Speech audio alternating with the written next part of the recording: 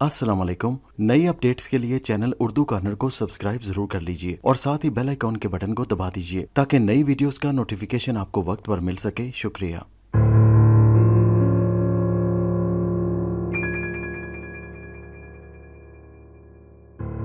रोशन, कल्लू, गोरा, लालू और फकीरा अब तो गांव के शरीफ लोगों में गिने जाते थे और यूं भी गांव में बहुत कम लोगों को ये बात मालूम होगी कि ये पांचों 25-30 साल पहले एक दूसरे से बिल्कुल अनजान इधर आए थे।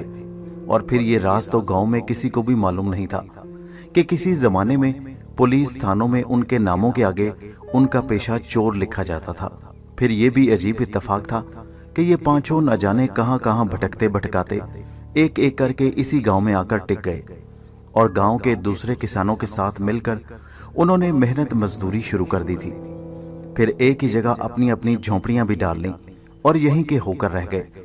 और फिर कुछ दिन में उनके दिल आपस में ऐसे मिले कि गांव के नौजवान तो उन्हें 5 भाई ही कहा करते थे।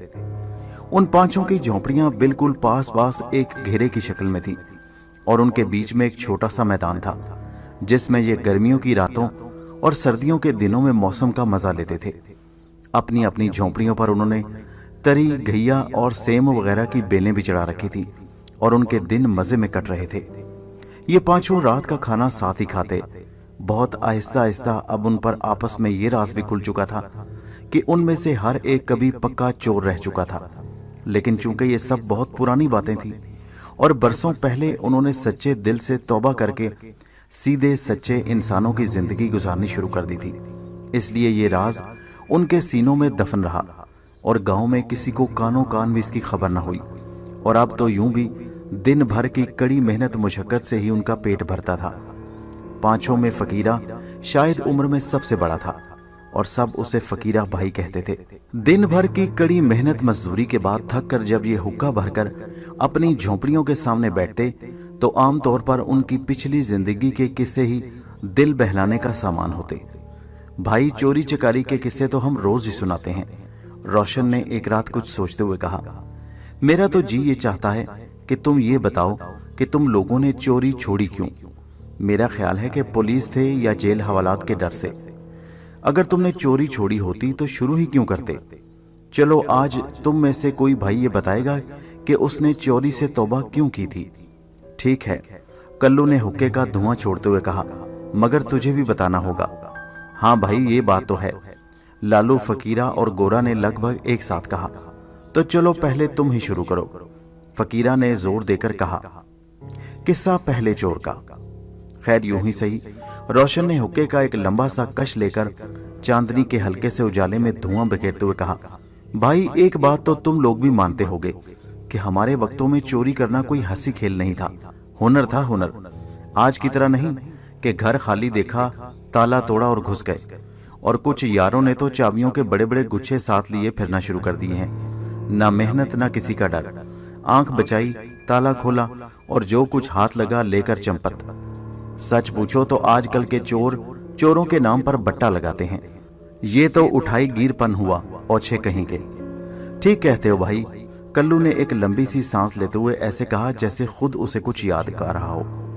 मैंने चोरी तो की मगर हुनर के साथ, रोशन ने फखरिया अंदाज में कहा। कभी किसी खाली घर में चोरी नहीं की, जब तक भरा पूरा घर ना हो, हर तरफ लोग सो न रहे हों। चोरी का मजा ही क्या। जब घर वाले पहरा देते देते ऊँग जाते और हम उन्हें झांसा देकर चोरी करते थे तो और भी मजा आता था। मियाँ, बड़ा दिल गुर्दे का काम है। दबे पांव बिल्लियों की तरह गुप अंधेरे में छतों पर कूदना, पतली पतली दीवारों पर गिरगिट की तरह रेंगना, चूहे की तरह बिना आवाज किए घर में घूमना और सिर्फ छू कर ये पहचान लेना कि कौन सी चीज काम की है। इस चुनौती में जो मजा है वो जोर जबरदस्ती ताला तोड़कर घुसने वाले क्या जाने। और भाई, नकब लगाना तो तुम जानते ही हो, बड़ा पुराना फन है। अगर आज चोर को नकब लगानी पड़ जाए तो चोरी छोड़कर भाड़ झोंकना शुरू कर दे। कैसी ही मोटी और मजबूत दीवार हो, उस पर कैसे ही मसाले का प्लस्तर हो, हम इतनी खूबसूरत सेंध लगाते थे कि सुबह को लोग हैरान रह जाते कि इसमें से आदमी कैसे पार हुआ होगा। मेरे साथी मुझे बिल्ली कहा करते थे, चूंकि मुझे जिस्म चुराने में बड़ी महारत थी। अरे रोशन भाई, तुमने चोरी सिखाने का स्कूल तो नहीं खोल लिया? लालू ने मजाक किया। बेकार यहाँ फावड़ा चला रहे हो। खैर, रोशन ने बात फिर शुरू की। हुआ यूं कि एक बार मेरे से एक साथी ने बताया कि पड़ोस के एक गांव में एक रईस के पुराने मकान में माल मिलना बिल्कुल पक्का है। बस हम दोनों एक शाम सूरज छुपने से पहले वहां पहुंच गए। उसने वो घर दिखाया, उस कमरे की पिछली दीवार दिखाई जहां घर का कीमती सामान रखा जाता था। हमने दीवार का अच्छी तरह मुआयना किया। ईंट की पक्की दीवार थी। हमने सेंध लगाने की जगह तय की और उसके नीचे 2-3 ईंटें निशानी के लिए रख दी ताकि रात को अंधेरे में परेशानी ना हो। जरूरत का सारा सामान, कुदाल, छेनी, हथौड़ी वगैरह लेकर हम रात के पहले हिस्से में ही फिर वहां पहुंचे और फिर एक बड़ी सी झाड़ी में छुप कर बैठ गए। बड़ी कड़ाके की सर्दी थी, मगर तुम जानो चोरों को क्या सर्दी क्या गर्मी। और शायद तुम्हें तो ये बताने की भी जरूरत नहीं कि चोरी तो रात के आखिरी हिस्से में ही होती है, जब घर के सारे बुढ़े ठुड्डे, बीमार, रोगी तक खांस खांस कर थक कर सो जाते हैं। मान गए रोशन तेरी उस्तादी को, लालू ने बात काटते हुए कहा। ऐसी तैयारी तो पुराने किस्से कहानियों में किसी शाही दरबार के लिए सुनी थी। लगभग आधी रात के बाद काम शुरू हुआ। रोशन ने हुक्के का दम लेकर कहा, दीवार हमारे अंदाजे से कुछ ज्यादा मजबूत निकली, मगर इतनी भी नहीं कि मैं थक कर हार जाता। बहुत आहिस्ता आहिस्ता ईंटें खिसकनी शुरू हुई। मेरी छेनी हथौड़े, जिन पर कपड़ा बंधा होता था, बिना आवाज किए अपना काम करती रहीं। मेरी छेनी हथौड़ी से सुनार की हथौड़ी से ज्यादा आवाज नहीं निकलती थी। ये बात हमने पहले ही तय कर ली थी कि यहाँ जो कुछ भी मिलेगा इसी सुराख से निकाला जाएगा, क्योंकि ये सिर्फ सामान रखने का कमरा था और हमें यकीन था कि इसे बाहर से जरूर बंद किया गया होगा। इसलिए सेंध की चौड़ाई भी ज्यादा रखनी पड़ी थी। एक एक ईंट में अपने साथी को थमाता रहा। हमें पहले से भी ख्याल था कि पुरानी दीवार काफी चौड़ी होगी। काम चलता रहा। काफी देर बाद मेरा साथी खसपसाया, रोशन जरा तेज हाथ चला, वक्त ज्यादा हो रहा है। मगर दीवार का परला सिरा हमारे हाथ नहीं आ रहा था। हम दोनों हैरान थे। हमें ऐसा लग रहा था कि हम किसी सैकड़ों बरस पहले के किसी पुराने किले की दीवार में नकब लगा रहे हैं या किसी ईंटों के भट्टे की खुदाई में लग गए हैं। फिर भी काम चलता रहा। मैंने नकब के सुराख में सीधा लेटकर देखा। अब सुराख मेरी पूरी लंबाई के बराबर हो चुका था। मेरे साथी ने कहा, भाई दीवार इतनी चौड़ी तो नहीं हो सकती। हाँ भाई, कुछ समझ में नहीं आ रहा। छोड़ो यार, मेरे साथी ने उकताकर कहा। अरे वाह, क्या बात हुई, इतनी मेहनत के बाद कैसे छोड़ दूं? मैंने कहा और फिर ईंटें निकालने में लग गया। मगर एक बात पर मैं और भी हैरान था। अब ईंटों को छेनी हथौड़ी से भी नहीं निकालना पड़ रहा था। खाली हाथ से कुरेदने से ही ईंट हाथ में आ जाती थी और मिट्टी अब भी ज्यादा निकल रही थी। काफी देर बाद जब मैं सांस लेने के लिए बाहर निकला तो मुझे लगा कि रात का आखिरी हिस्सा भी शुरू हो चुका है। दूर मशरिक में रोशनी का एक हल्का सा धब्बा दिखाई देने लगा। तारों की झिलमिलाहट भी अब फीकी पड़ने लगी। आखिरी जी तोड़कर कोशिश के लिए मैं फिर सुराख में घुस गया। अब उस दीवार का दूसरा सिरा पाने की मुझे भी कुछ जिद सी चढ़ गई थी, जैसे कोई मुझे चुनौती दे रहा हो। मैं बहुत देर तक कोशिश करता रहा। ईंटें और मिट्टी का ढेर बाहर बराबर बढ़ता रहा। बस भाई रोशन, अब बाहर निकल आओ, मेरे साथी ने दबी आवाज से कहा। अरे क्यों भाई? मैंने पूछा। सुबह हो रही है, मुर्गों ने बांग देना शुरू कर दी है, वो कहने लगा। ये गांव वाले कमबख्त भैंसों को चारा देने जाड़ों में भी मुंह अंधेरे उठ जाते हैं। आखिर मैं बाहर आ गया। दीवार के पास ईंटों और मिट्टी का एक ऊंचा ढेर हमें मुंह चढ़ा रहा था। हम दोनों सख्त हैरान थे कि आखिर ये कैसी दीवार थी कि जिसका दूसरा सिरा ही कहीं नहीं था। रोशन इतना कहकर चुप हो गया। कल्लू, लालू और फकीरा उसका मुंह देखते रहे। फिर क्या हुआ? काफी देर बाद कल्लू ने खामोशी तोड़ी। बस यही मेरी आखिरी चोरी थी, बल्कि चोरी भी कहां, चोरी की आखिरी कोशिश। एक मामूली सी दीवार ने मुझे मात दे दी। मेरा सारा हुनर, सारी उस्तादी, सारी अकड़ फूंक, सब कुछ सिर्फ एक दीवार की चौड़ाई ने खाक में मिला दिए थे। मगर तुमने जानने की कोशिश तो जरूर की होगी कि वो दीवार कैसी थी, फकीरे ने पूछा। हाँ फकीरे भाई, थोड़ी बहुत छानबीन से यह भी पता चल गया और बस उसी जानकारी के बाद मैंने चोरी छोड़ने का इरादा कर दिया। असल में मुझे कुछ ऐसा लगा जैसे कुछ अजीब सी अनहोनी बातें हमें बरसों पहले से बेवकूफ़ बनाने पर लगी हुई थी, या उस ऊपर वाले ने मुझे सबक सिखाने के लिए बहुत पहले से इंतजाम करना शुरू कर दिया था। मेरे उस साथी ने ही बाद में सारी खोज की। बात यह थी कि घर के बाकी सारे कमरों की जमीन तो नीची ही थी और अगर हम किसी और कमरे में सेंध लगा रहे होते तो कब के दीवार के पार करके कमरे में पहुंच गए होते। मगर सामान रखने वाले उस छोटे से कमरे की जमीन दूसरे कमरों से कोई 2-3 फीट ऊंची थी। कल्लू ने हैरत से पूछा, वो कैसे? बताता हूं। सच पूछो तो दीवार की चौड़ाई 9 में कब की पार कर चुका था। बाद में तो मैं फर्श खोदने पर ही लगा हुआ था, बल्कि यूं कहो कि मैं अपने जैसे मोटे चूहे के लिए बिल या अपनी कब्र ही खोद रहा था। सब ने एक साथ कहका लगाया। मगर भाई एक बात अब भी समझ में नहीं आई। गोरे ने हंसते हुए कहा, तू कह रहा था कि तू आखिर तक ईंटें निकालता रहा। अगर तू अपने लिए बिल बना रहा था तो उसमें तो सिर्फ मिट्टी निकलनी चाहिए थी। मैंने कहा, ना, मुझे ऐसा लगा जैसे सारी बातें बरसों पहले मुझे मुंह चढ़ाने पर लगी हुई थी। पता ये चला कि कोई 10-15 साल पहले इस कमरे की दीवारें और छत बारिश में गिर गई थी। घर वालों ने छत की कड़ियां और काम के तख्ते फट्टे तो सब निकाल लिए, लेकिन बाकी मलिया वहां छोड़ दिया। कुछ दिन बाद ही उस मलबे पर नई दीवारें बनवाकर छत डाल दी गई। उस कमबख्त मलबे ने कमरे के फर्श को दूसरे कमरों से कोई 2-3 फीट ऊंचा कर दिया था। इसलिए अगर मैं जिंदगी भर भी खोदता रहता तो मैं सुरंग खोद लेता, मगर कमरे में नहीं घुस सकता था। अब पांचों साथी दिल खोलकर हंस रहे थे। किस्सा दूसरे चोर का। अगली रात सवेरे से ही चारों साथी हुक्का भरकर बैठ गए तो रोशन ने कहा, बोलो भाई, आज कौन वादा पूरा करेगा? भाई कल्लू से इसका किस्सा सुन लो। मेरे किस्से में तो तुम्हें शायद मजा भी नहीं आएगा, फकीरे ने कहा। अरे वाह, मजा क्यों नहीं आएगा फकीरे? कल्लू ने जल्दी से कहा, मगर हम छोड़ेंगे तुम्हें भी नहीं। अच्छा चलो सुना दूंगा मैं भी, मगर आज तो तुम ही सुनाओ। फकीरा मान गया। चलो यूं ही सही। कल्लू ने हुक्के के 2-3 कश लिए, गला साफ किया और किस्सा शुरू किया। देखो भाई, बात यह है कि चोरी की लत तो मुझसे भी ना छूटती, मगर कुछ ऐसी ही बात हो गई उस रात के फिर कभी चोरी करने को दिल ही नहीं चाहा। अब पता नहीं, अल्लाह भला करे उन बड़ी बी का कि वो मेरे लिए जहमत बनी या रहमत, और उन्होंने ये जानबूझकर जाल बिछाया था मेरे लिए, या मैं खुद ही उस मकड़ी के जाले में फंस गया। कौन बड़ी बी? फकीरे ने हैरत से पूछा। बताता हूँ भाई, सब बताता हूँ। अब मुझे ये तो याद नहीं कि ये कितने बरस पुरानी बात है जब मैंने जिंदगी की आखिरी चोरी की, मगर लगभग इतने ही दिन हुए होंगे जितने रोशन ने बताए थे, क्योंकि उस वक्त मैं बिल्कुल जवान था। मगर रोशन की तरह मैंने किसी को अपना साथी नहीं बनाया था इस काम में। मैं हमेशा अकेला ही चोरी करने निकलता था। जिस गांव में रहता था मैं, उसमें एक बड़ी बी का चर्चा था। उनके यहाँ मुझसे पहले भी कई भाई किस्मत आजमा चुके थे, मगर कोई खास माल हाथ नहीं लगा था। मैं भी बहुत दिन से उनके यहाँ किस्मत आजमाने का इरादा कर रहा था।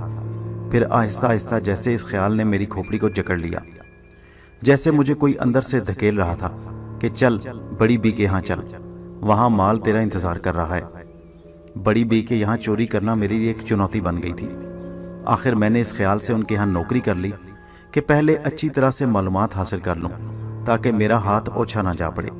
खैर तुम कुछ भी कहो, मगर एक बात मैं तुम्हें सच सच बता दूं, मैंने जितने दिन उनके यहाँ नौकरी की उतने दिन वहां से एक दाना भी नहीं चुराया। इस बात पर मेरा दिल कभी टिका ही नहीं।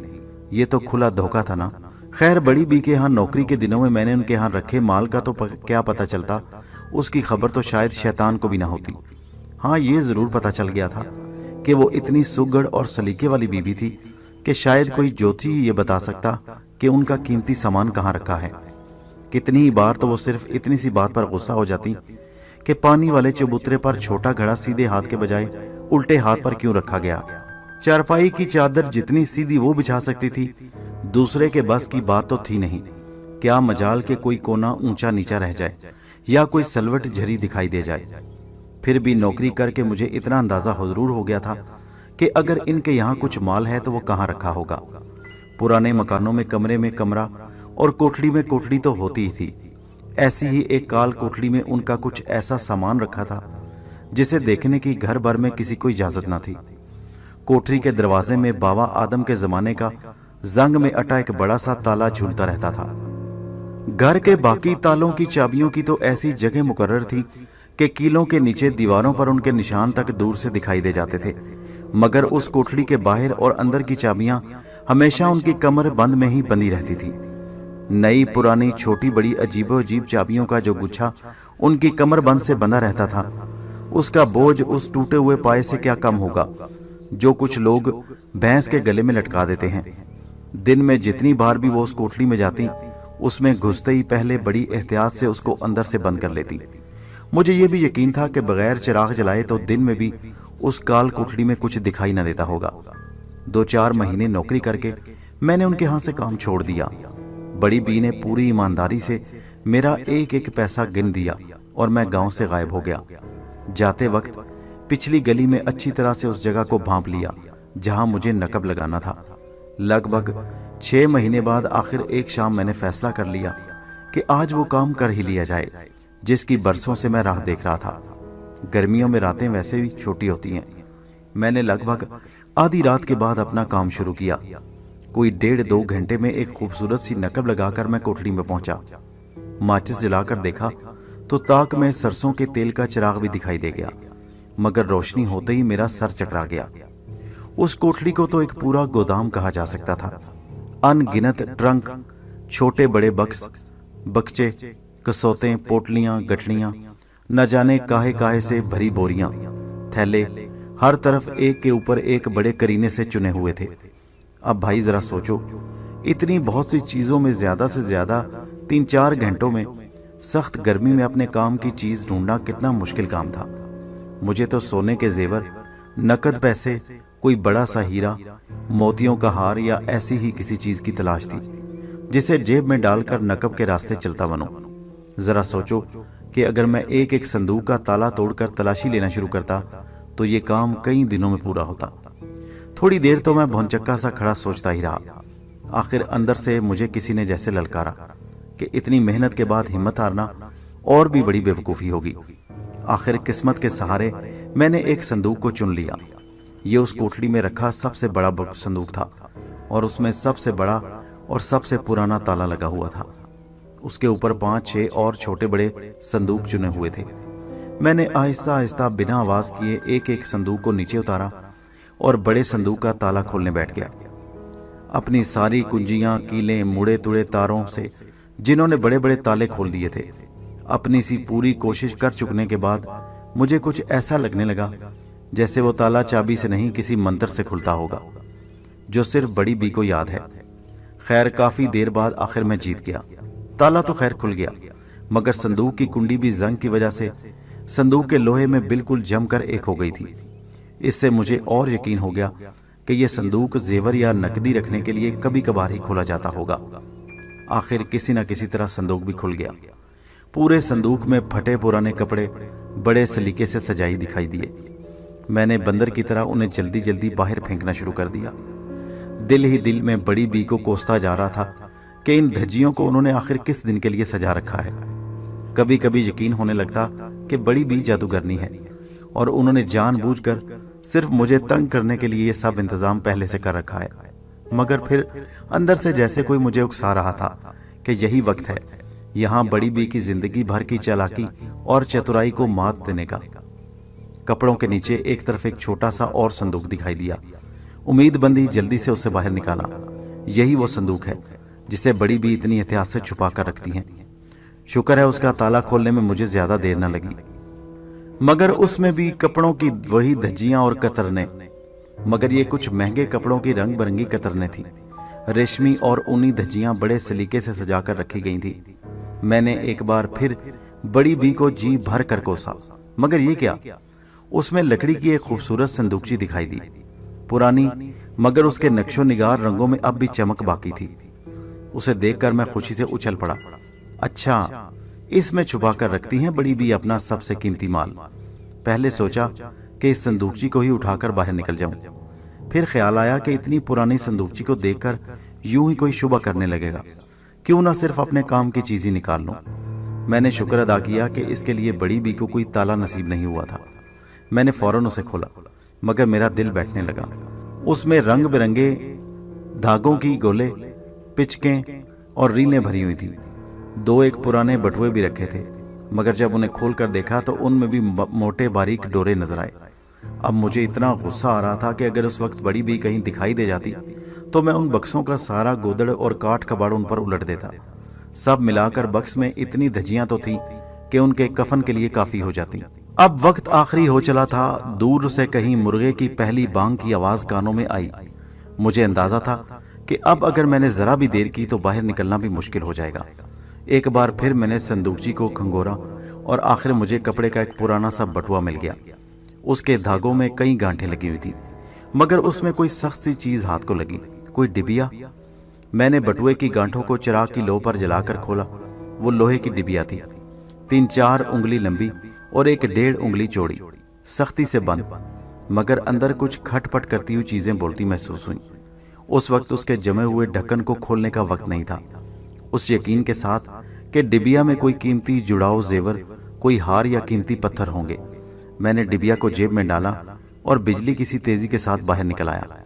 बाहर आकर मालूम हुआ कि मैं कुछ ज्यादा ही देर लगा रहा था। बाहर सुबह हो चुकी थी। कल्लू इतना कहकर खामोश हो गया और उसके साथी भी अजीब उम्मीद भरी नजरों से उसे देखते रहे। आखिर फिर बोला, बस वही मेरी आखिरी चोरी थी। मगर यार, उस डिबिया में माल क्या मिला? रोशन और लालू ने लगभग एक साथ पूछा। अरे हीरा होगा कोई, गोरे ने मजाक से कहा।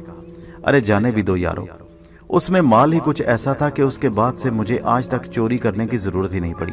आज तक उसी से काम चला रहा हूं। कल्लू ने हंसते हुए कहा। अरे भाई, अब बता भी दे क्यों तड़पा रहा है? फकीरे ने बेचैनी से कहा। असल में वो बड़ी बी की सुइयां रखने की डिबिया थी, जिसमें टाट सीने के मोटे सुए से लेकर बारीक से बारीक रफू करने तक की सुइयां रखी हुई थी। उंगलियों में पहनने वाले पीतल के 2-3 अंगशताने भी थे। बस यही समझ लो कि बड़ी बी ने इतनी सुइयां जमा कर रखी थी कि मैं आज तक उन्हीं से काम चला रहा हूं। और जब भी कोई सुई हाथ में लेता हूं तो मुझे लगता है कि वो पागल बुढ़िया खड़ी मुझे मुंह चढ़ा रही है। फकीरा के अलावा सब जोर से कहका मारकर हंसने लगे। जरा सी थोड़ी देर बाद फकीरा कुछ सोता हुआ बोला, कल्लू दुआएं दे उस पागल बुढ़िया को, तेरे लिए तो वो रहमत का फरिश्ता थी। हाँ, ये तो तुम ठीक कहते हो फकीरे भाई, कल्लू ने कहा। किस्सा तीसरे चोर का। हर रोज की तरह जब ये अपने मुकर्ररा वक्त पर पांचों बैठे तो अपने किसी साथी की दास्तान सुनने के शौक को देखकर लगता कि ये 60-65 साल के बूढ़े नहीं, 6-6, 7-7 साल के बच्चे हैं जो कहानी सुनाने वाले को घेर लाए हैं और जल्दी से कहानी सुनने के लिए बेचैन हैं।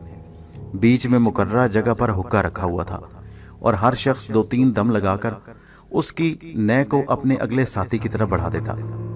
10वीं रात का चांद अपनी ठंडी ठंडी रोशनी चारों तरफ बिखेर रहा था, जिसमें उनकी 5 झोंपड़ियों का घेरा और आसपास के पेड़ों के कुछ उजले उजले खाके तो नजर आ रहे थे, मगर उनकी शाखों और पत्तों को अलग अलग नहीं पहचाना जा सकता था। कल्लू और रोशन अपनी कहानी सुना चुके थे। दोनों अपनी किसी साथी से कहानी सुनने के लिए बेचैन दिखाई दे रहे थे। हाँ भाई, आज बताओ, आज कौन कहानी सुनाएगा? रोशन ने हुक्के की लय अपने पास बैठे हुए गोरे को थमाते हुए कहा। गोरा या लालू, कोई भी शुरू करो अपनी कहानी, कल्लू ने कहा। अच्छा भाई गोरे, तो तुम सुनाओ अपनी कथा, फकीरे ने कहा। नहीं फकीरे भाई, मैं नहीं सुनाऊंगा। जो कुछ मैंने झेला है उसे सोचना तक अच्छा नहीं लगता, गोरे ने बहाना बनाया। सुनाएगा कैसे नहीं? कल्लू ने बनावटी गुस्से के साथ कहा। तेरे तो अच्छे अच्छे भी सुनाएंगे। हाँ भाई, ये नहीं होगा, रोशन ने सहारा दिया। हमसे तो सुन ली हमारी राज की बातें और अब खुद मुंह छुपा रहे हो। अच्छा चलो माफ कर दो, फिर किसी और दिन सुना दूंगा, गोरे ने कहा। क्यों भाई? कल्लू ने पूछा। आज क्या यहाँ थानेदार साहब तेरी रपट लिखने बैठे हैं? छोड़ो, अगर ये कह रहा है तो आज इसे छोड़ दो, फकीरी ने कहा। अच्छा भाई लालू, अब तो तुम्हारा नंबर ही है। थोड़ी देर आनाकानी करने के बाद लालू ने अपनी कहानी सुनानी शुरू की। बात दरअसल यह है भाइयों कि असल में मैं कल्लू और रोशन जैसा हुनरमंद चोर नहीं हूं, इसलिए मेरी कहानी में तुम्हें मजा नहीं आएगा। क्यों फेंका सेठा खाकर अपने मुंह का मजा खराब करने चले हो? लालू ने फिर बचने की कोशिश की। अच्छा चोरी नहीं तो तू पूजा किया करता था, चल यही सुना दे, कल्लू ने हंसते हुए कहा। अच्छा आज धर्म कर्म की कथा सुन ही ले। अच्छा तो भाई बात यह है कि मैंने भी कल्लू की तरह किसी के साथ मिलकर चोरी नहीं की और ना कुछ पूंजी रोकड़ जोड़ने के लिए चोरी की थी। जब कोई काम नहीं मिलता था तो कुछ दिन गुजारने के लिए चोरी कर लेता था। शुरू शुरू में तो 1-2 साल में किसी चोरी का नंबर आता था और हर चोरी के बाद जैसे मैं खुद से वादा करता कि अब चोरी नहीं करूंगा, मगर फिर हाँ भाई, दाढ़ को खून लग जाए तो फिर शिकार की आदत पड़ जाती है, फकीरे ने कुछ सोच के कहा। तो उस जमाने में मैं एक छोटे से पहाड़ी इलाके में रहता था, लालू ने फिर कहना शुरू किया, मगर वो बहुत ऊंचा पहाड़ नहीं था। वहां एक कोठे का छोटा सा मकान था जिसके नीचे एक लाला जी की दुकान थी और वहीं लाला जी का कुंबा रहता था। घर से आगे कुछ ढलवान जंगल था जिसमें कहीं कहीं दो एक कच्चे पक्के मकान थे। कोई ज्यादा बड़ी आबादी नहीं थी। सारे पहाड़ी इलाकों की तरह यहाँ भी चोरी चकारी का कोई चर्चा नहीं था। यूं भी उस छोटे से खूबसूरत घर के अलावा किसी और घर में कुछ माल मिलने की उम्मीद नहीं थी। मैं देखा करता था कि जो साहब उस छोटे से मकान में 2-2 4-4 दिन छोड़ के आते थे, उनके सर पर बड़ा शानदार पठानी साफा होता जिसकी कुल्ला ऐसी चमकदार सुनहरी कड़ी होती थी कि लगता था कि असली सोने के तारों का काम है। उसके ऊपर कलफ और अब्रक से चमकता हुआ एक हाथ का तुर्रा, कोट के नीचे लंबी साफ कमीज और बड़ी घेरेदार शलवार। उनके जूते भी सुनहरी तारों से कड़े हुए थे। उन्हें देखकर मुझ पर क्या वहां के सारे लोगों पर ऐसा रोब पड़ गया जैसे वो कोई बहुत बड़े पठान रईस हों। कभी कभी जब उनके लड़के आते तो वो भी अच्छी पतलून कमीज और चमकदार जूते पहन दिखाई देते। उस घर में आम दिनों में उन खान साहब जैसी ही उम्र की उनकी बीवी और एक 5-6 साल की बच्ची रहते थे। घर की मालकिन को बहुत कम लोगों ने देखा था क्योंकि वो बहुत कम बाहर निकलती थी और घर का छोटा मोटा काम करने बच्ची ही आती जाती थी। थोड़ी देर चुप रहकर लालू ने फिर बात शुरू की, मगर मुझे ये देखकर बड़ा अचंभा होता था कि उस घर में चोरी चकारी से हिफाजत का इंतजाम बस यूं ही था, बल्कि सच पूछो तो कुछ था ही नहीं। थोड़ी सी मुश्किल से जो चाहे अंदर जा सकता था। शायद खान साहब का रोब ही इतना था कि घर वालों को कोई खटका ही नहीं था, मगर मुझे ये पक्का यकीन था कि घर में इतना माल तो जरूर ही मिल जाएगा कि मेरे 1-2 साल आसानी से कट जाएंगे। एक दिन कुछ हाल जानने के लिए मैंने जब लाला जी से कुछ पूछा तो पता चला वो भी खान साहब से बात करते घबराते थे। उन्होंने कहा, अरे इन खान साहब की बात कर रहे हो, ये तो इधर अपने इलाके के बहुत बड़े रईस हैं, यहाँ तो बस कोई साल भर से ही हैं। हाँ तो वो देखने से ही लगता है। मैंने भी हाँ में हाँ मिलाई, मगर ये यहाँ करते क्या हैं? अरे इन्होंने यहाँ कुछ दूर जंगलों का ठेका लिया हुआ है, ज्यादातर वहीं रहते हैं। कभी कभी 2-1 दिन को यहाँ आ जाते हैं। और इनके लड़के, वो भी इन्हीं के साथ रहते हैं। मैंने पूछा, अरे नहीं नहीं, यहाँ कोई अच्छा स्कूल नहीं है ना? तो इन्होंने अपने लड़कों को दिल्ली में किसी बड़े स्कूल में डाल दिया है, वहीं रहते हैं। इससे मुझे और पक्का यकीन हो गया कि खान साहब सचमुच बहुत बड़े रईस हैं, जभी तो अपने 2-3 बच्चों को दिल्ली में रखकर पढ़ाते हैं। आखिर एक दिन 2-3 दिन घर रहने के बाद खान साहब जब अपने काम पर वापस लौटे तो मैंने उसी शाम अपना काम करने की ठान ली। रात को अंदर पहुंचने में भी कोई खास कठिनाई नहीं हुई। ये 2 कमरों और एक बरामदे का छोटा सा घर था। अंदर पहुंचकर मैं कुछ देर बरामदे में बैठा रहा ताकि मेरी आंखें अंधेरे में देख सकें। जल्द ही अंदाजा हो गया कि घर में सामान ज्यादा नहीं। एक कमरे में माँ और बच्ची सो रहे थे। उसमें पलंग के नीचे 2 अटैचियां रखी थी। दूसरे कमरे में एक बड़े से तख्त के अलावा 2-3 छोटे और 2 बड़े संदूक रखे हुए थे जिनमें किसी में ताला नहीं था। ये देखकर मेरा माथा ठनका कि इतने बड़े रईस के घर में इतना कम सामान। खैर मैंने सोचा इससे मेरा काम कुछ आसान ही हो गया है। मैंने संदूकों में हाथ डालकर जल्दी जल्दी तलाशी लेनी शुरू की कि कपड़ों के अलावा कोई छोटा बक्सा, जेवर का डिब्बा या कोई और काम की चीज हाथ लगे। मगर बहुत जल्दी मुझे पता चल गया कि इस कमरे में दीवार पर लगे एक पुराने घंटे के अलावा कोई काम की चीज नहीं थी। संदूकों में सिर्फ कपड़े ही भरे हुए थे। अंधेरे में हाथ से छूकर 2-1 कपड़े ही ऐसे लगे कि उन पर सलमा सितारे का काम बना हुआ था। मुझे यकीन था कि वो जरूर सच्चे सोने का होगा। मैंने वो सब कपड़े निकाल लिए, दीवार पर से घंटा उतारा और एक चादर में लपेटकर बरामदे में बड़ी खाट के नीचे खिसका दिया। अब मुझे फिक्र थी दूसरे कमरे में रखी 2 अटैचियों की। मुझे यकीन था कि उस औरत ने अपना जेवर और नकदी उन्हीं में रखी होंगी। मैंने तय कर लिया कि ये 2 अटैचियां ही गठनी में लेकर ले जाऊंगा। चूंकि वो बहुत बड़ी नहीं थी, मैं जमीन पर रेंगता हुआ कमरे में घुसा और एक अटैची उठाकर बरामदे में ले आया और उसे कपड़ों के ढेर पर रखना ही चाहता था कि न जाने क्या हुआ। शायद मेरी किस्मत में यही लिखा था या ऊपर वाला यही चाहता था कि मैं इस अधूरी चोरी के बाद कोई चोरी न करूं। मैं खाट से टकराया और खाट खड़खड़ाहट की एक जोर की आवाज के साथ एक तरफ को झुकी और दीवार से टकराई। उसका एक पाया टूटा हुआ था शायद, और उसके साथ ही औरत की आवाज आई, कौन है? मुझे एकदम ख्याल आया कि अगर ये औरत डर कर जोर से चीखी तो नीचे लाला जी के घर वाले भी उठ जाएंगे और लाला जी मुझे पहचानते हैं। बस न जाने कैसे मैं बोल पड़ा, बहन जी, मुझे खान साहब ने भेजा है कुछ मंगाने। अरे इतनी रात गए? मुझे लगा कि औरत की आवाज़ में डर और घबराहट से ज़्यादा हैरत थी। हाँ, मेरी समझ में नहीं आ रहा था कि अब आगे क्या कहूँ। अच्छा अच्छा, तो तुम्हें बड़ी मुश्किल हुई होगी यहाँ पहुँचने में। अच्छा तुम बैठो, मैं तुम्हारे लिए कुछ पानी वानी लाती हूँ। और मैंने देखा कि अंधेरे में एक दुबला पतला साया घर के दूसरे किनारे पर बनी रसोई की तरफ बढ़ा। पहले उसने एक चिराग जलाया। औरत के आहिस्ता आहिस्ता बुड़बुड़ाते हुए कुछ लफ्ज मेरे कानों पड़े। बेचारा कैसे पहुंचा, बैठ जाओ चारपाई पर। और फिर जैसे ही औरत की पीठ मेरी तरफ हुई, मैंने मौका गनीमत जाना और मैं अंधाधुंध दरवाजे की तरफ लपका। अरे गठली तो उठा ली थी?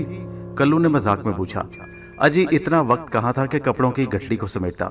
यहाँ अपने पाप की गठली समेटनी मुश्किल थी। फिर फकीरे ने हैरत से पूछा। मैं बहुत तेजी से जीने की ओट की छुप कर खड़ा हो गया, इसलिए कि अगर मैं भागता तो शोर होता और लाला जी निकल कर आते तो मुझे पहचान लेते। मैं दम साधे खड़ा हुआ था कि थोड़ी देर में मुझे आवाज आई, अरे भैया कहाँ चले गए? लो कुछ खा पी लो पहले। थोड़ी देर बिल्कुल सन्नाटा रहा। मैं बहुत आहिस्ता आहिस्ता सीढ़ियों से नीचे उतरा। फिर बच्ची की कुछ घबराई घबराई सी आवाज आई, माँ जी कहाँ हो? मैं यहाँ हूँ, तुम्हारे बाबूजी का भेजा हुआ कोई आदमी आया है, न जाने कहाँ चला गया।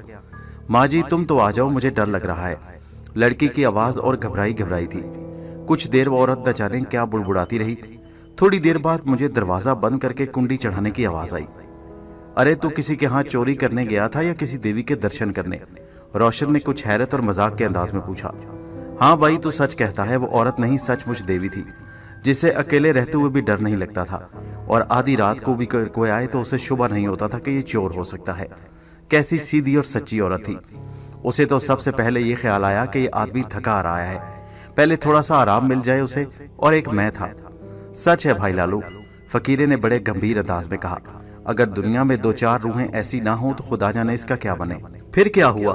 तूने फिर किस्मत आजमाई नहीं की? कल्लू ने पूछा। अरे तू चोरी कहता है, मैं तो गुजरा भी नहीं उधर से फिर कभी।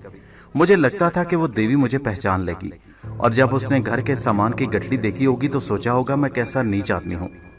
उस सीधी सच्ची औरत के सामने मुझे खुद अपने से शर्म आने लगी। ठीक बात थी, वो अजीब औरत थी, रोशन ने आहिस्ता से कहा। नहीं दोनों, लालू ने जोर देकर कहा। खान साहब और उनकी बीवी दोनों ही बड़े अजीब लोग थे। कुछ दिन बाद मुझे मालूम हुआ कि खान साहब अपने इलाके से किसी वजह से तबाह बर्बाद होकर इधर आए, तो उनके पास अपने साफों और दो चार जोड़ कपड़ों के अलावा कुछ नहीं था। अब भी वो ठेकेदार नहीं थे जंगलों के, किसी ठेकेदार के मुंशी थे, और उनकी आमदनी बहुत मामूली सी थी, जिसे वो अपने बच्चों की पढ़ाई पर लगा रहे थे। मगर अपने कपड़ों, साफे की कुल्ला, तुर्रेदार कड़ी हुई जूतियों का रंग तक मैला नहीं होने देते थे। वो एक वक्त भूखे सो सकते थे, मगर साफे के कलफ और चमक में जरा सी कमी नहीं आने देते थे। वो जहां से गुजरते वहां यही चर्चा होता कि खान साहब बड़े ठाठ बाट के रईस हैं।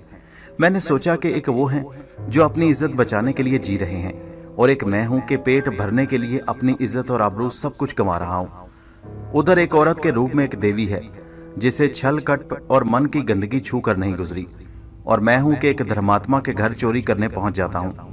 मैं कितना नीच हूं। बस फिर इसके बाद जब भी कभी चोरी करने का इरादा करता तो मुझे लगता कि वो भोली भाली आत्मा, वो देवी मेरे सामने खड़ी मुझसे कह रही है, तुम थक गए होगे, तुम बैठो, मैं तुम्हारे लिए खाने को कुछ लाती हूँ। और बस ये उसी देवी की कृपा है कि मैं फिर कभी चोरी नहीं कर सका। किस्सा चौथे चोर का।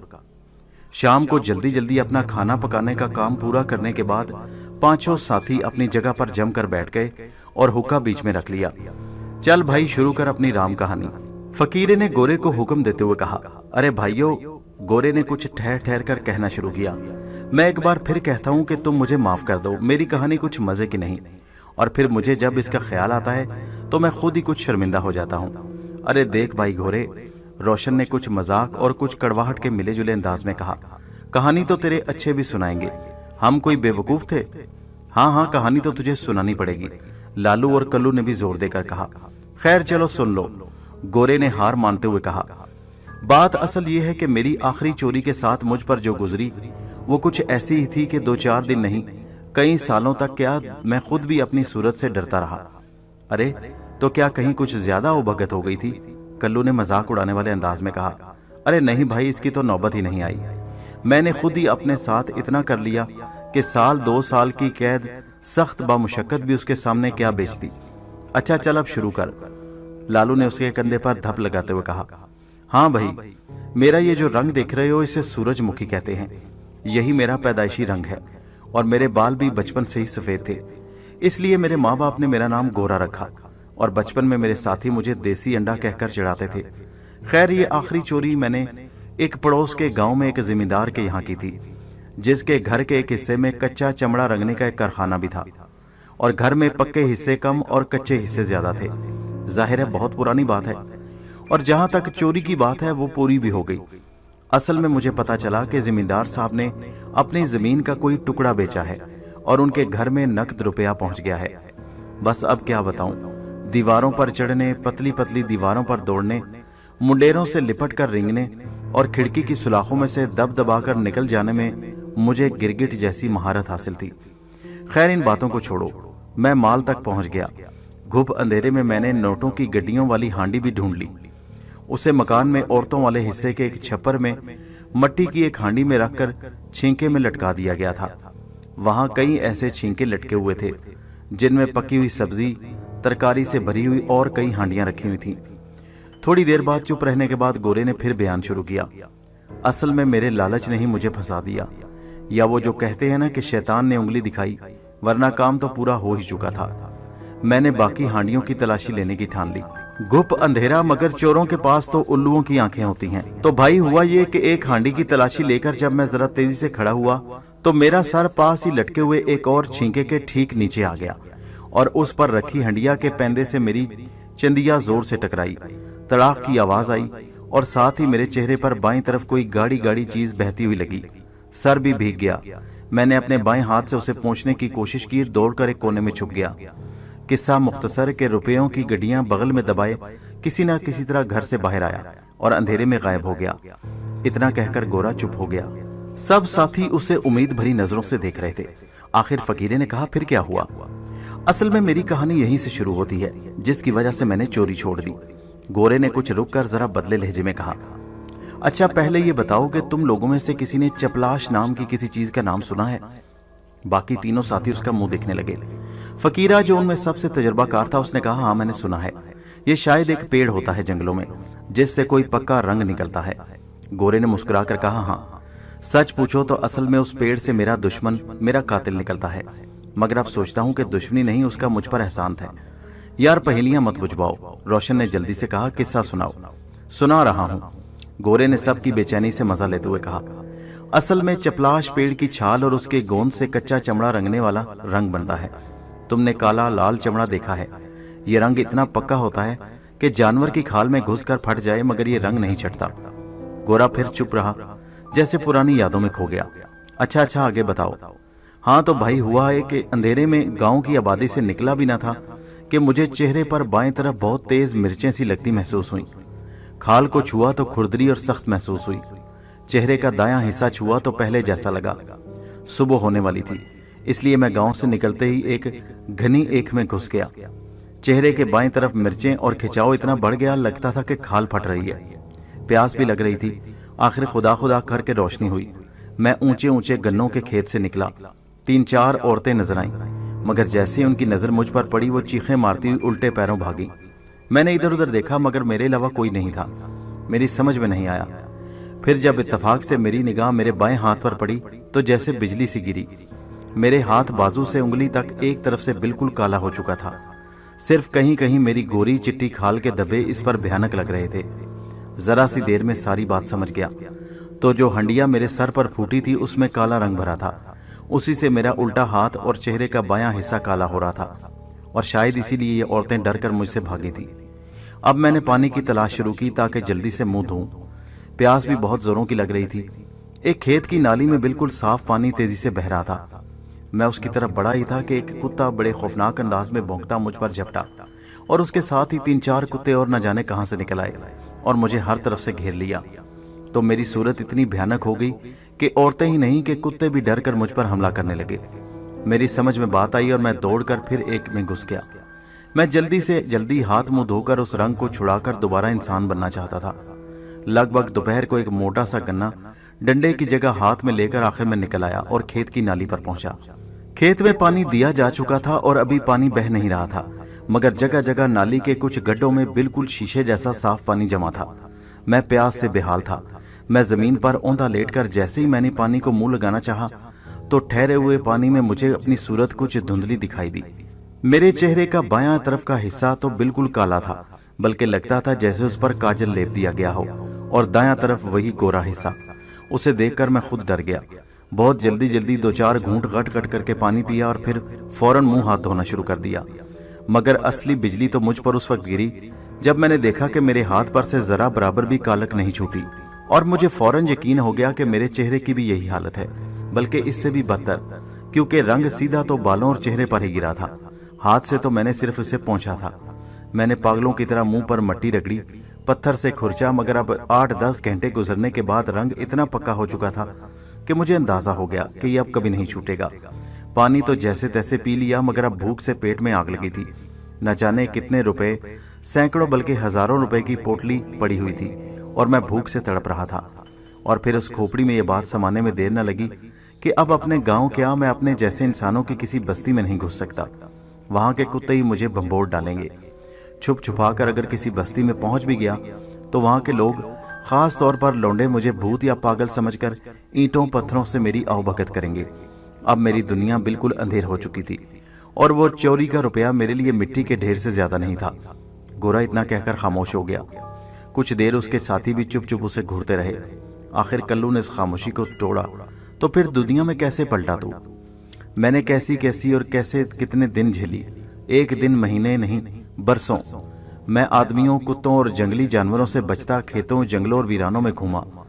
फूल, फल, पत्ते, छाल, बल्कि घास तक खाई। उल्लू की तरह सूरज छुपने के बाद मेरा दिन निकलता, और उसके निकलने से पहले मेरी रात शुरू हो जाती।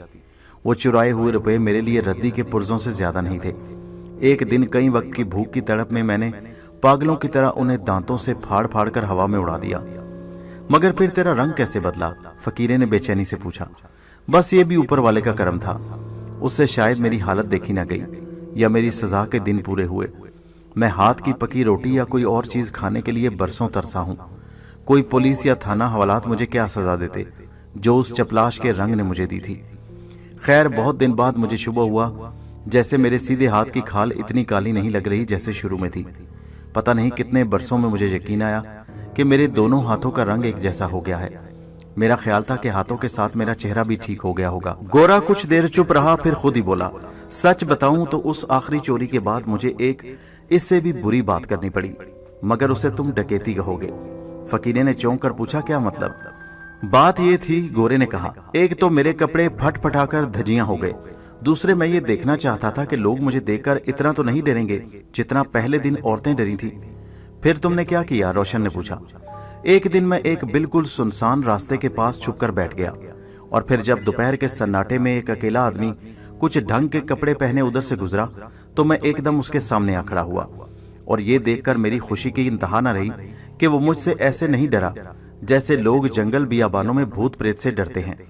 पहले तो मेरा जी चाहा कि मैं उसे गले लगाकर प्यार करूं, मगर हुआ ये कि मैंने उस गरीब को लूट लिया। मगर यकीन जानो, मैंने उससे कपड़ों के अलावा कुछ नहीं लिया, बस एक बड़ा सा साफा, एक कुर्ता, एक धोती, उसकी बनियान जैसी बंडी जिसकी जेबें खूब फूली हुई थी, उसे मैंने छुआ तक नहीं। बस समझ लो वही कपड़े पहने मैं पहली बार इस गांव में आया था। ये कहकर गोरा खामोश हो गया। बाकी साथी भी देर तक बैठे न जाने क्या सोचते रहे। किस्सा 5वें चोर का। आखिरी दिन फकीरे भाई की बारी थी। हर रोज की तरह हुक्का रखा गया और बैठक जम गई। अच्छा फकीरे भाई, तुम भी अपनी कहानी शुरू करो, कल्लू ने मजाक के अंदाज में कहा। हाँ भाई, हम भी सुने। वो कौन देवता था जिसने तुमसे चोरी छुड़वा दी थी? रोशन बोला। अरे सच पूछो तो वो कोई और नहीं, मैं खुद ही था, फकीरे ने कुछ उदास लहजे में कहा।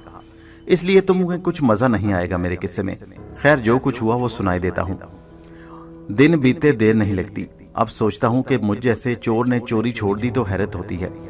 जब मैंने आखिरी चोरी की थी तो मेरे सर पर एक भी सफेद बाल नहीं था, और अब तुम्हें एक भी काला दिखाई नहीं देगा।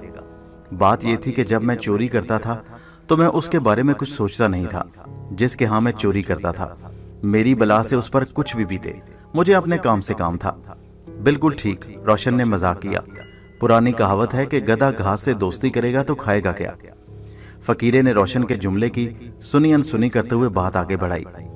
मगर जब एक बार मैंने अपनी आंखों से देख लिया और मेरे दिल पर चोट लगी तो बस इस काम से ऐसा जी उचाट हुआ, कुछ ऐसी नफरत हो गई कि कभी ध्यान ही नहीं गया। सच पूछो तो बहुत दिन तक तो मुझे खुद अपने आप से नफरत हो गई, यहाँ तक कि मैंने अपना नाम तक छोड़ दिया और खुद को फकीरा कहलवाने लगा।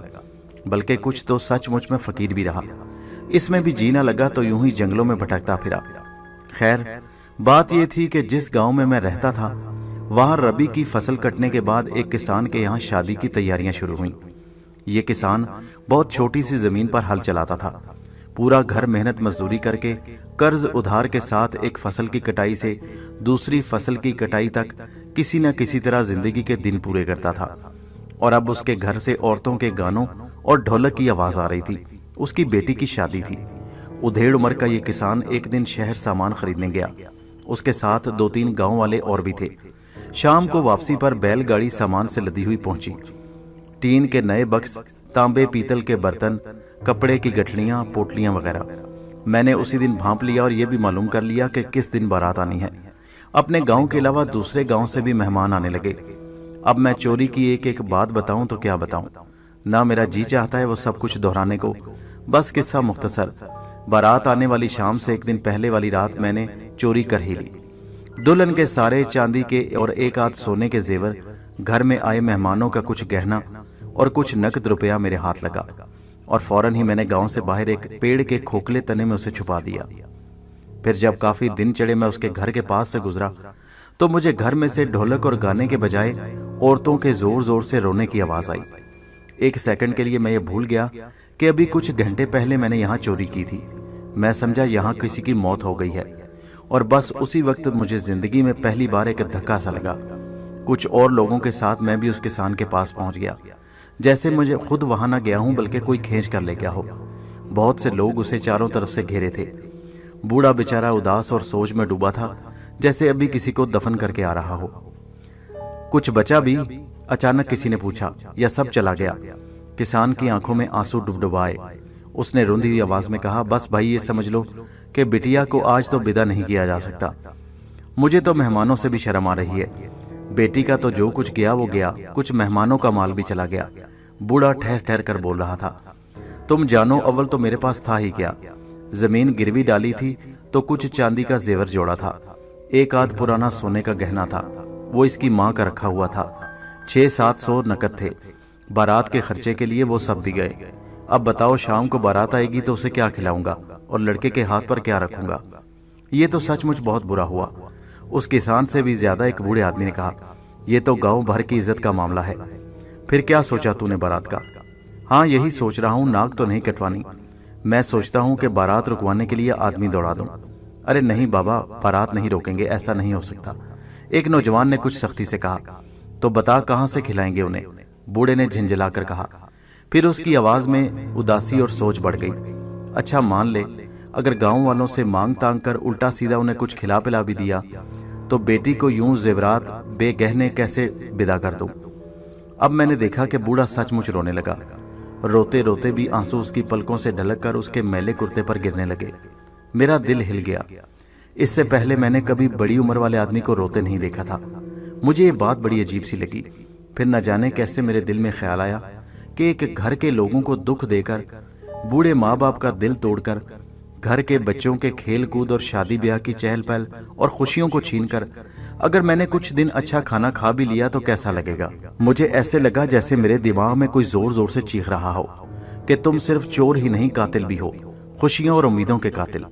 तुमने बूढ़े माँ बाप की मोहब्बत का गला घोंटा है, बहन भाइयों की खुशियों और उमंगों को लूटा है। मेरी खोपड़ी में कुछ अजीब सी हलचल हुई। मेरा दिल चाह रहा था कि बूढ़े बाप के आंसू पूंछ लूं, उसके पैरों पर गिर पड़ूं। ये मुझे पकड़कर जेल भिजवा देंगे।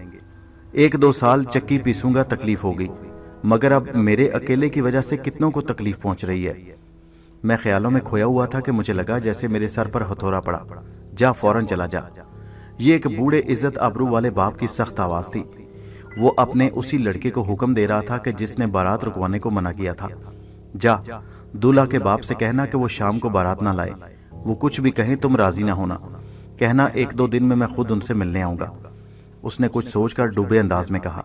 गांव भर की नाक कटवाने से अच्छा है बारात आए ही नहीं। अब गम और उदासी की जगह उसकी आवाज में कुछ अजीब तरह की सख्ती आ गई थी। बस मुझे ऐसा लग रहा था जैसे मुझे कोई खींच रहा है या अंदर से धकेल रहा है। मैं शायद उस वक्त अपने होशो हवास में नहीं था। मैं लोगों की भीड़ को चीरता फाड़ता बिना इरादे के बूढ़े के पास पहुंच गया। मैंने उसके पांव पकड़ लिए। कुछ देर तो मेरी आवाज भी मेरे काबू में ही थी। ऐसा लगता था कि जुबान से लफ्ज भी ठीक से नहीं निकल रहे। बारात को मत रोको चाचा, मैंने किसी न किसी तरह कहा। क्या बात है, तुम कौन हो? बूढ़े ने हैरान होते हुए कहा। मैं चोर हूं। न जाने मैंने कैसे कह दिया। मैंने ही चोरी की है। मैं तुम्हारी एक एक चीज लौटा दूंगा, अभी दे दूंगा। खुदा के वास्ते तुम बारात न रुकवाना। उसके बाद फकीरा कुछ देर चुप बैठा रहा, अंधेरे में घूरता रहा, फिर बोला, बस भाई उसके बाद क्या बताऊं। थोड़ी देर बाद मेरे साथ बूढ़ा किसान और गांव के कई आदमी उस पेड़ की तरफ जा रहे थे। न जाने क्यों रास्ते भर किसी ने मुझसे कुछ नहीं कहा, न आपस में कोई बात की। हो सकता है उन्हें कुछ शुबा हो। मैंने पोटली बूढ़े को दी तो उसने मुझे गले से लगा लिया। एक बार फिर मुझे उसकी आंखों से आंसू छलकते दिखाई दिए, मगर अब खुद मेरी आंखें भी भीगने लगी थीं। लोग पोटली लेकर चले गए। मैं वहीं बैठा रहा। मुझे याद नहीं इतनी देर में क्या सोचता रहा। मैं तो बस उस वक्त चौंका जब शाम के पहले हिस्से में गांव की तरफ से ढोल बजने की आवाज आई, मगर फिर मैं अपने गांव कभी नहीं लौटा।